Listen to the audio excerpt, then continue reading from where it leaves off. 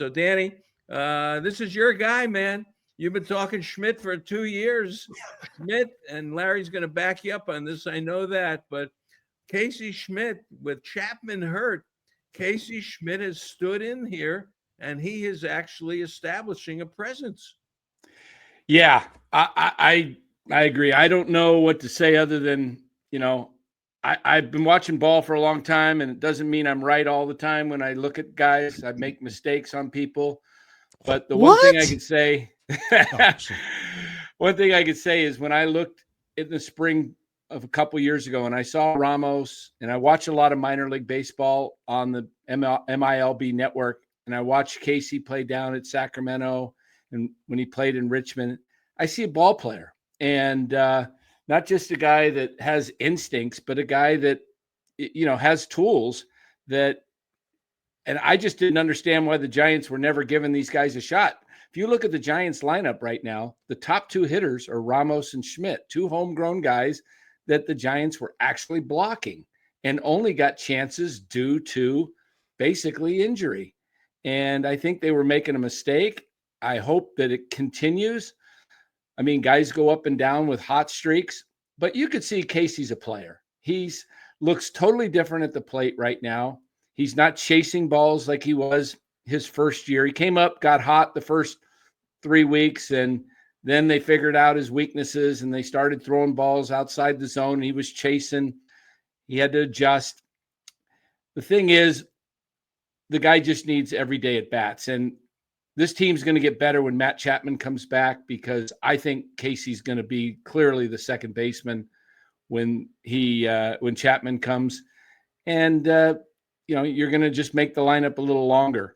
So it was great to see. I'll turn it over to Larry, but let me just say this. Yesterday was a crucial game because they had to have yesterday's game because they were 1-3 with Devers. Get yesterday, it creates momentum. Now you've got Miami coming in, and you can create some bigger momentum as you've got, next homestand after this, you got the Phillies and the Dodgers. So you better start winning these games coming ahead of what's ahead of you right now.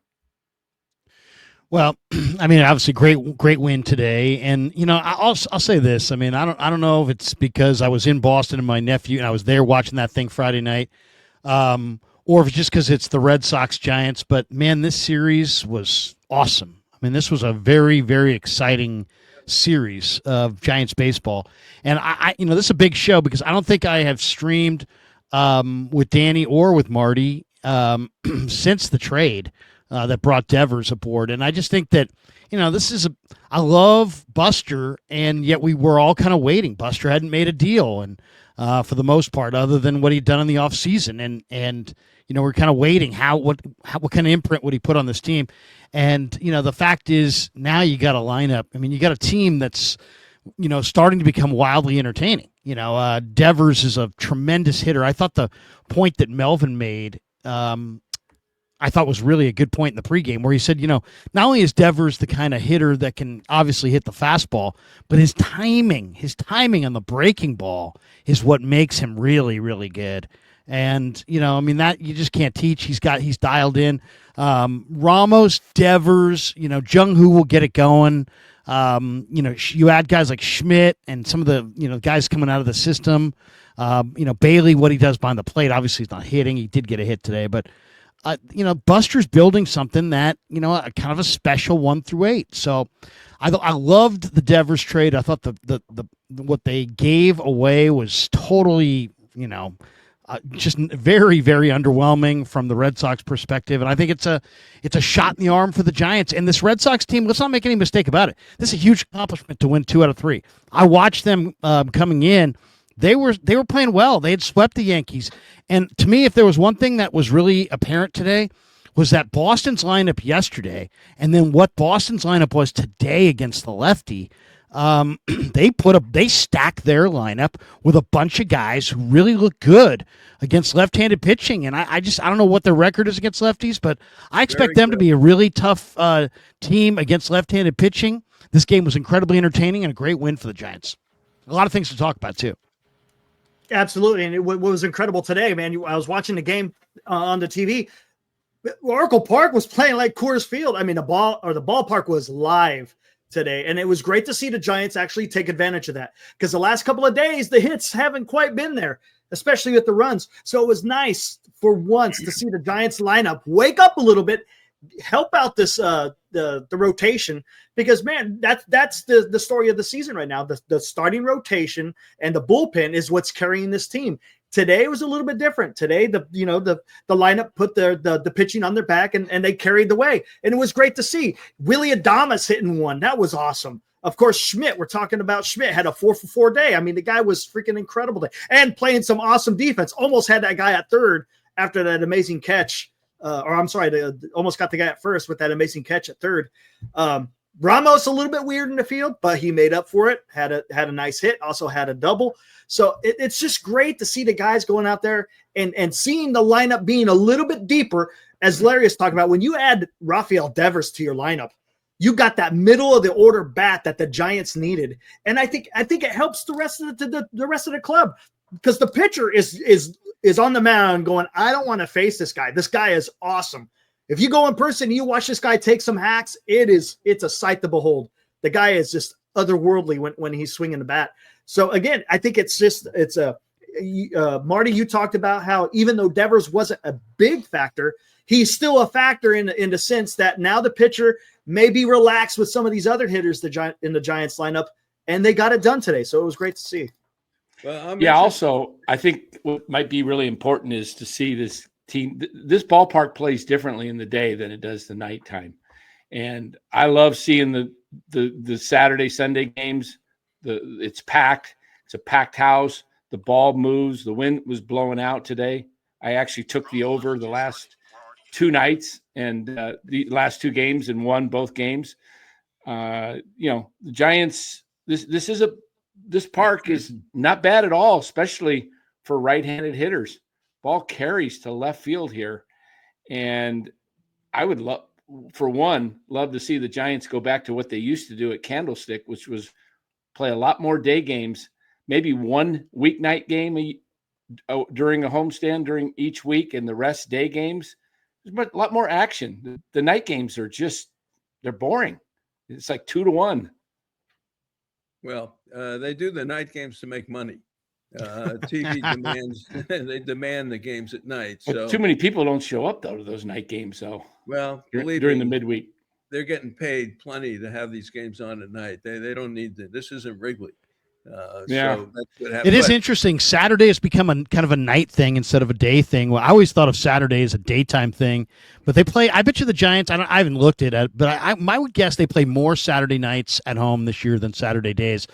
I'll say this: I don't have as much of a problem with it as Danny does. But back in the Candlestick days, oh man, I mean, I would much rather go on Saturday afternoon than go on a night game. Yeah, just looking at the calendar, it looks like it's split the rest of the season, night, day on Saturdays. So at a couple of points, one, I'm interested to hear Larry's take on the trade being in Boston, because reading Dan Shaughnessy and the different columnists, they really blasted the Red Sox for making the deal. This is a deal for the Giants that was too good to pass up. I don't care what Boston really wanted. They wanted Devers out. That's the take I get. And Posey was there to make it happen. And they've been talking about it. And even Wotus said this morning on the show that Devers' name had come up about a month ago, that they thought that he could become available. But Lou Marston said something on the chat, which is very true. Last year when Lee got hurt, I think Ramos got his shot. And Ramos is now a fixture. This year, Chapman gets hurt, and here's Casey Schmitt, who undoubtedly is going to get the job, I think, at second base when Chapman comes back and take over for Fitzgerald. But the thing with Devers is interesting because he's such a good hitter. You've got one of the best hitters in baseball over the last 5 years. He can go the other way, and he gives the lineup a presence. And to me, that's the biggest deal is now, as Woe said today, the last couple of days when Devers came up, the coaches and the other team came out to talk about it. He says, They never do that with giant hitters. They never talk about it. And with Devers, they've done it the last 2 times. So it's coming with him. But they got a guy like a Bill Madlock. I mean, they got a pure hitter in this lineup. And maybe like a little like Melky in a way. He just has that beautiful flat swing. He doesn't have that crazy uppercut swing. He's got a flat swing.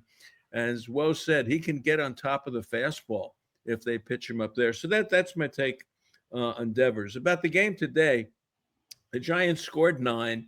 Only 4 were earned. The Red Sox really kicked it around today. It was a crazy game for the Red Sox today defensively, and the Giants took advantage of it.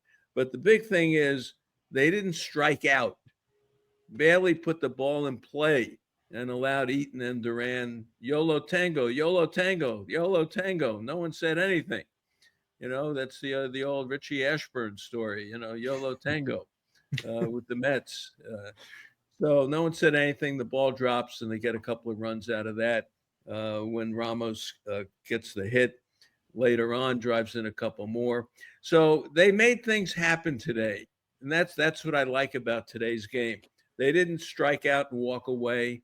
Giolito pitched a nice game. It's interesting to watch a guy like that pitch.